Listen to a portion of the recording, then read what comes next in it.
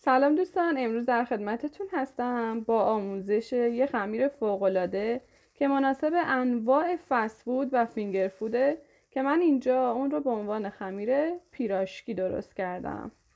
لطفاً کانال ما رو سابسکرایب کنید و ویدیو رو لایک کنید.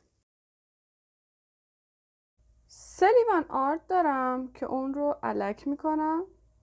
میتونید از آرد قنادی یا آرد معمولی استفاده کنید، فرقی نمیکنه. خمیر مایع و شکر از هر کدوم یک قاشق غذاخوری. ادویه ها زردچوبه، نمک و پاپریکا یک قاشق چایخوری و یک کوچولو هم پودر آویشن و فلفل قرمز.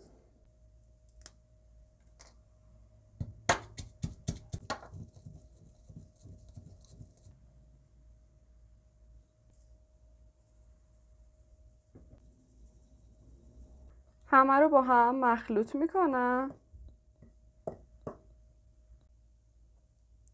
حالا شیر گرم رو کم کم اضافه میکنم و هم میزنم تا یه خمیر منسجمی به دست بیاد. شما میتونید به جای شیر از آب ولرم هم استفاده کنید.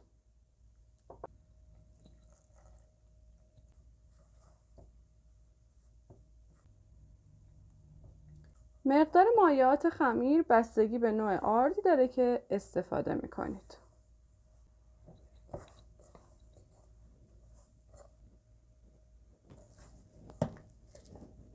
بعد از اینکه خمیر منسجم شد، حدود 2 قاشق غذاخوری روغن مایع اضافه کنید و 10 دقیقه ورز بدید تا کاملا منسجم بشه.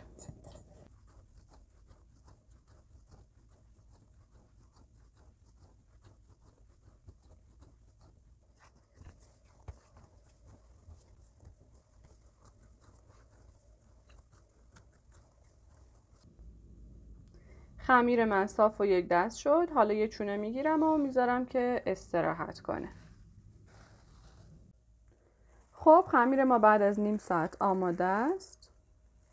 اگر خواستید بعداً از این خمیر استفاده کنید میتونید همین الان چونه کنید و داخل فریزر بذارید و بعد از یخزدایی هر نوع پیتزا یا فست فودی که دوست دارید میتونید با این خمیر فوق‌العاده خوشبافت آماده کنید. یا میتونید مثل من سطح کار آرد پاشی کنید و خمیر رو با وردن پهن کنید. حالا به اندازه دلخواه برش بزنید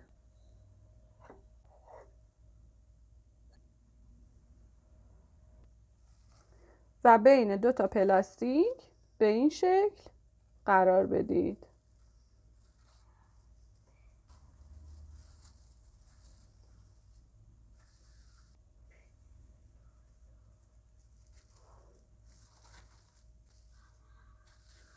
خب خمیر پیراشکی ما آماده است. اون داخل فریزر میذارم تا هر موقع خواستم ازش استفاده کنم. امیدوارم که از این ویدیو لذت برده باشید و اونو لایک کنید. نوش جان.